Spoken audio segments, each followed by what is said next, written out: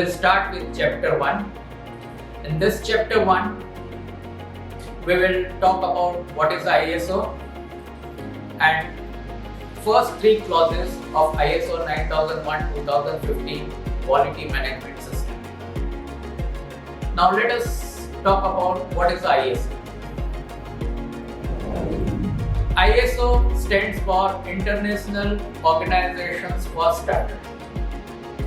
It is a federation of international standard bodies of different countries. Along with that, it is having a different government body on its board as well as some non-government organizations also. ISO takes help in developing electrotechnical standards and take help from electrotechnical commissions of US.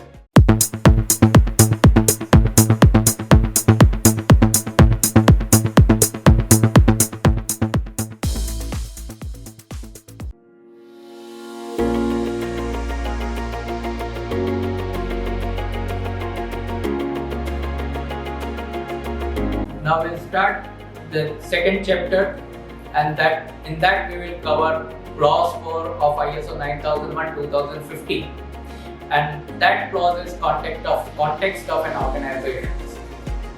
Context of organization is very important. That is the basic for the development of quality management system in organizations. For that, first one is we have to understand the organizations and its context. How we can understand the organizations and its context? For that, we have to carry out PASTE analysis, or sometimes maybe extended terms, that is a PASTE. PASTE analysis, that is the P stands for politics, political factor, E stands for economic factor, S for social factor, and T is a technology.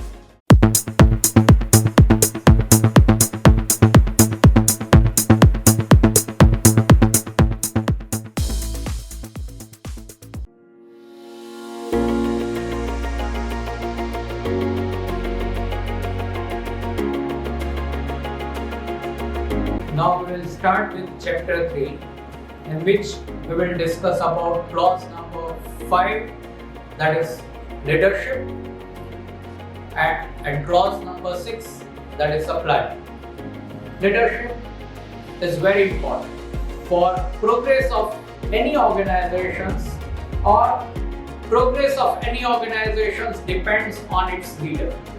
How leader guides, it motivates, it understands requirement of the organizations, requirement of the interested parties, and how the leaders deal with the different problems. Based on that, the progress of any organizations depends. For that, first we have to see what is leadership and its commitment.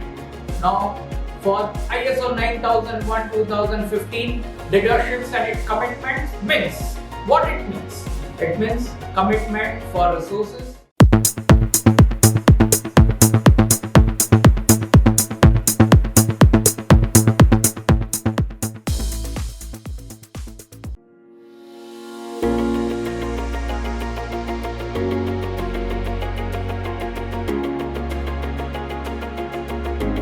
Now we'll start with the chapter number 4.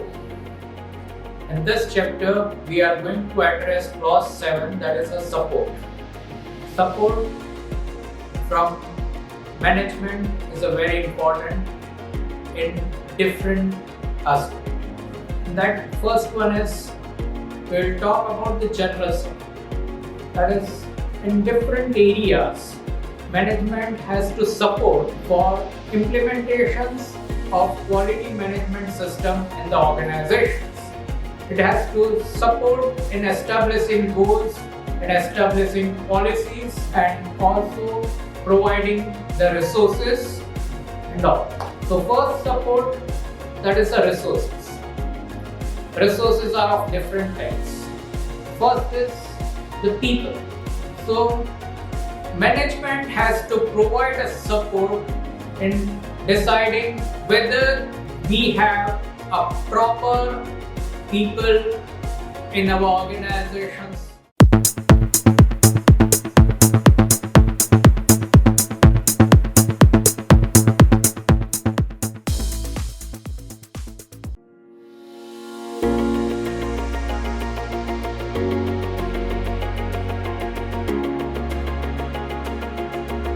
Now we'll start with the new chapter, that is chapter 5, in which we will deal with the clause number 8, that is operations. In that operations, first one is operational planning and control. Now in that, again we have to go back to the original things. That is the clause number 4, 5 and 6 and all that before planning any operations. That what are the strengths, what are the weaknesses, what are the opportunities, what are the threats for meeting the requirement of the customer, and how to carry out the activities so that we can meet the requirement of the customer. And this particular things for confirming, when we are planning, we have to also see that we have to plan for the control so that whatever we achieve as a product or services as an outcome of the process,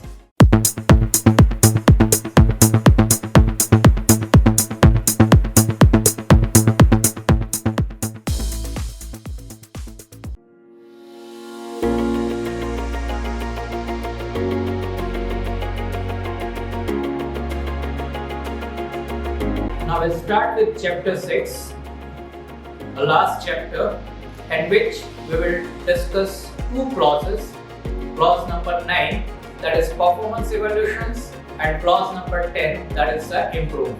In the performance evaluations, first thing that we have to measure, analyze and evaluate. Now in that particular things, time to time, we have to measure different parameters which affect the quality, conformity of the product or services. Analysis of that will give us idea that whether we are meeting the requirement of customer or not. So it will give us total evaluations of the system, a quality management system involved in the process,